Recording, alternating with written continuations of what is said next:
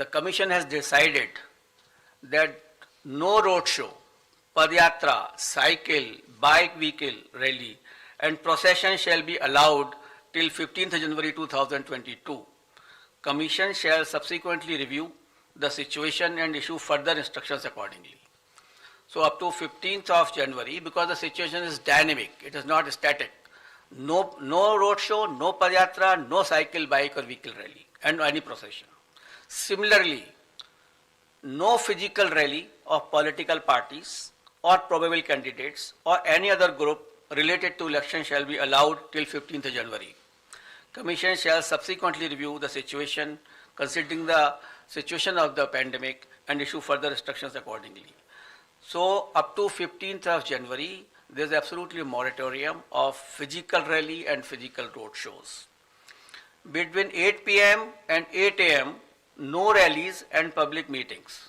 Similarly, like a campaign curfew that on any campaign day, that will continue.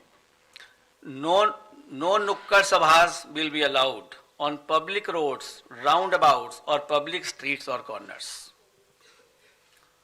Fifth, no victory procession after the counting shall be allowed and not more than 2 persons shall be allowed to accompany the winning candidate or his or authorized representative to receive the certificate of election from returning officers.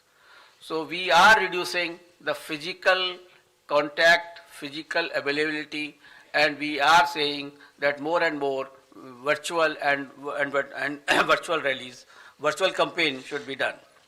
However, physical rallies during the campaign period, if after considering the situation, which is very dynamic, and when permitted after the decision of the Commission, shall be conducted subject to adherence to COVID-19 guidelines. The maximum limit of persons allowed for indoor and outdoor rally meeting shall be as per existing directions of SDMAs.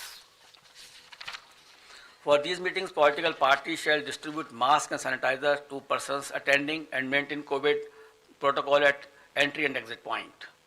Further rallies and meetings shall be allowed only in earmarked places and with prior permission of district administration.